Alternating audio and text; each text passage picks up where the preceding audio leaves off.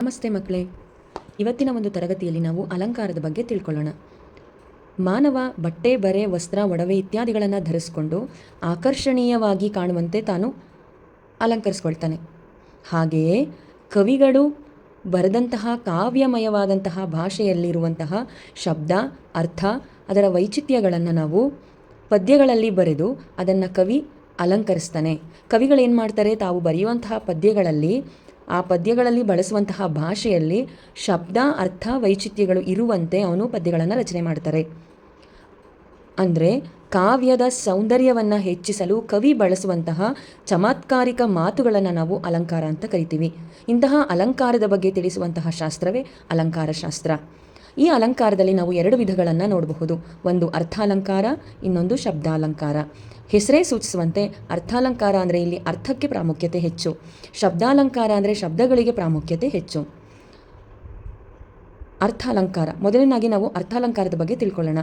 ಅರ್ಥ ಚಮತ್ಕಾರದಿಂದ ಕಾವ್ಯದ ಸೊಬಗನ್ನು ಹೆಚ್ಚಿಸುವಂತಹ ಅಲಂಕಾರವನ್ನು ನಾವು ಅರ್ಥಾಲಂಕಾರ ಅಂತ ಕರಿತೀವಿ.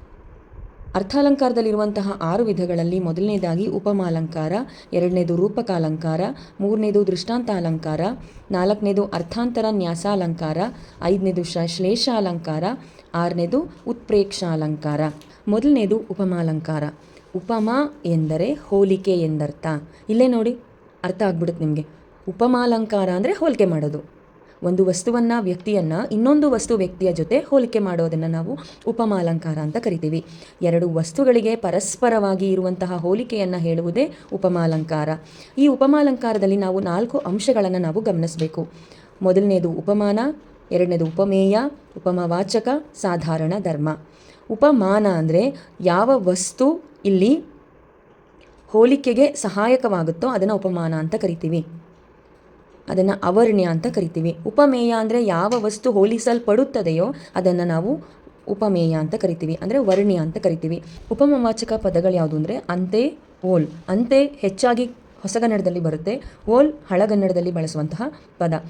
ಸಾಧಾರಣ ಧರ್ಮ 4ನೇ ಅಂಶ. ಉಪಮಾಲಂಕಾರದಲ್ಲಿ ಈ 4 ಅಂಶಗಳು ಬರ್ತವೆ. ಉದಾಹರಣೆ, ಉಪಮಾಲಂಕಾರದಲ್ಲಿ ಮೊದಲನೆಗೆ ಒಂದು ಉದಾಹರಣೆಯನ್ನು ನೋಡೋಣ. ಸಾಮಾನ್ಯವಾಗಿ ಮಗು ಚೆನ್ನಾಗಿದೆ, ನೋಡೋಕೆ ಚೆನ್ನಾಗಿದೆ ಅಂತ ಹೇಳ್ತೀವಿ. ಇಲ್ಲಿ ಕವಿ ಏನು ಮಾಡ್ತಾನೆ, ಮಗುವಿನ ಮುಖ ಚಂದ್ರನಂತೆ ಮನೋಹರವಾಗಿದೆ. ಇಲ್ಲಿ ನೋಡಿ, ಮಗುವನ್ನು ಚಂದ್ರನಿಗೆ ಹೋಲಿಸ್ತಾ ಇದ್ದಾನೆ.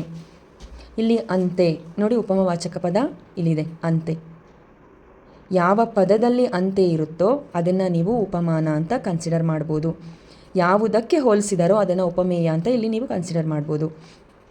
ನೀವು ಯಾವ ಥರ ಅದನ್ನು ಎಕ್ಸ್ಪ್ಲೈನ್ ಮಾಡಿ, ನೀವು ಯಾವ ಥರ ವಿವರಣೆ ಕೊಡಬೇಕು ಅಲಂಕಾರದಲ್ಲಿ ಅಂದರೆ ಫಸ್ಟಿಗೆ ಉತ್ತರ ಬರೀಬೇಕು. ಈಗ ನೀವು ಕೊಟ್ಟಿರುವಂತಹ ಇವಾಗ ಕ್ವಶನ್ ಕೊಟ್ಟಿರ್ತಾರೆ ಪ್ರಶ್ನೆಯನ್ನು, ಆ ಪ್ರಶ್ನೆಯನ್ನು ಬರ್ಕೊಂಡು ಅದ್ರ ಕೆಳಗಡೆ ನೀವು ಉತ್ತರ ಅಂತ ಬರೆದು ಇದು ಉಪಮಾಲಂಕಾರ ಅಂತ ಬರೀಬೇಕು. ನೆಕ್ಸ್ಟ್ ಲಕ್ಷಣವನ್ನು ಬರೀಬೇಕು. ಒಂದು ಮತ್ತೊಂದರಂತೆ ಇದೆ ಎಂದು ಹೋಲಿಸಿ ವರ್ಣಿಸುವುದನ್ನು ಉಪಮಾಲಂಕಾರ ಎನ್ನುತ್ತೇವೆ. ಇದನ್ನು ನೀವು ಈ ಸೆಂಟೆನ್ಸನ್ನು ಬರೀಬೇಕಾಗುತ್ತೆ. ಫಸ್ಟು ಉಪಮೇಯವನ್ನು ಬರೀರಿ. ಉಪಮೇಯ ಏನಿಲ್ಲಿ, ಮಗುವಿನ ಮುಖ ಬರೀರಿ. ಉಪಮಾನ ಚಂದ್ರ, ಉಪಮವಾಚಕ ಅಂತೆ, ಸಾಧಾರಣ ಧರ್ಮ ಮನೋಹರತೆ. ಕೊನೆಯಲ್ಲಿ ಸಮನ್ವಯವನ್ನು ಬರೀಬೇಕು. ಏನು ಸಮನ್ವಯ ಬರೀಬೇಕು, ಇಲ್ಲಿ ಉಪಮೇಯವಾದ ಮಗುವಿನ ಮುಖವನ್ನು ಉಪಮಾನವಾದ ಚಂದ್ರನಿಗೆ ಹೋಲಿಸಿ ವರ್ಣಿಸಿದೆ. ಈ ಥರ ನೀವು ಬರೀಬೇಕಾಗುತ್ತೆ. ಮಗುವಿನ ಮುಖ ಚಂದ್ರನಂತೆ ಮನೋಹರವಾಗಿದೆ. ಈ ಥರ ಒಬ್ಬ ವ್ಯಕ್ತಿಯನ್ನು ಇನ್ನೊಂದು ವಸ್ತುವಿಗೆ ಹೋಲಿಕೆ ಮಾಡೋದಕ್ಕೆ ಬಳಸುವಂತಹ ಒಂದು ವಾಕ್ಯವನ್ನು ನಾವು ಉಪಮಾಲಂಕಾರ ವಾಕ್ಯ ಅಂತ ಹೇಳಿ ಕರಿತೀವಿ.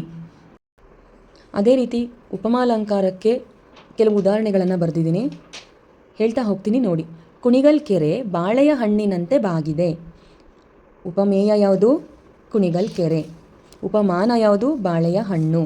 ಉಪಮವಾಚಕ ಅಂತೆ, ಬಾಗಿರೋದು ಸಾಧಾರಣ ಧರ್ಮ ಆಗುತ್ತೆ. ನಿಂಬೆಯ ಹಣ್ಣಿನಂತೆ ತುಂಬಿದ ಕುಣಿಗಲ್ ಕೆರೆ. ಇಲ್ಲಿ ಕ್ರಿಯಾಪದ ಏರುಪೇರು ಆಗಬಹುದು, ಅದನ್ನು ನೋಡಿಕೊಂಡು ನೀವು ಅಲ್ಲಿ ಸಾಧಾರಣ ಧರ್ಮ ಯಾವುದು ಕರೆಕ್ಟಾಗಿ ಬರಿಬೇಕಾಗುತ್ತೆ. ನಿಂಬೆಯ ಹಣ್ಣಿನಂತೆ, ಇಲ್ಲಿ ಅಂತೆ ವರ್ಡ್ ಯಾವುದರಲ್ಲಿದೆ, ನಿಂಬೆ ಹಣ್ಣಲ್ಲಿದೆ. ಅಂದರೆ ನಿಂಬೆ ಹಣ್ಣಿಗೆ ಹೋಲಿಸ್ತಾ ಇದ್ದಾರೆ ಯಾವುದನ್ನು, ಕುಣಿಗಲ್ ಕೆರೆಯನ್ನು. ಕುಣಿಗಲ್ ಕೆರೆಯಲ್ಲಿ ಉಪಮೇಯ, ನಿಂಬೆಯ ಹಣ್ಣು ಉಪಮಾನ, ಅಂತೆ ಉಪಮವಾಚಕ, ತುಂಬಿರೋದು ಸಾಧಾರಣ ಧರ್ಮ.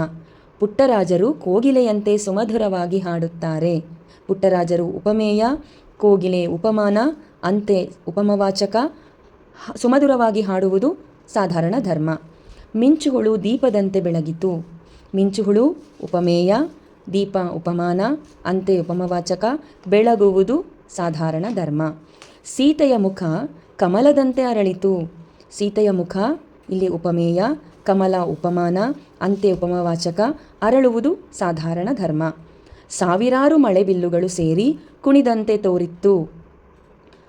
ಸಾವಿರಾರು ಮಳೆಬಿಲ್ಲುಗಳು ಇಲ್ಲಿ ಉಪಮೇಯ ಆಗುತ್ತೆ. ಕುಣಿದಂತೆ ಇಲ್ಲಿ ಮಳೆಬಿಲ್ಲುಗಳು ಡ್ಯಾನ್ಸ್ ಮಾಡ್ತಿದೆ ಅನ್ನೋ ಫೀಲ್ ಬರ್ತಿದೆಯಂತೆ. ಇಲ್ಲಿ ಕುಣಿ ಅನ್ನೋದು ಉಪಮಾನ ಆಗುತ್ತೆ. ಅಂತೆ ಉಪಮವಾಚಕ, ತೋರುವುದು ಸಾಧಾರಣ ಧರ್ಮ ಆಗುತ್ತೆ. ಇವೆಲ್ಲ ಉಪಮಾಲಂಕಾರಕ್ಕೆ ಇರುವಂತಹ ಕೆಲವು ಮುಖ್ಯವಾದಂತಹ ಉದಾಹರಣೆಗಳು.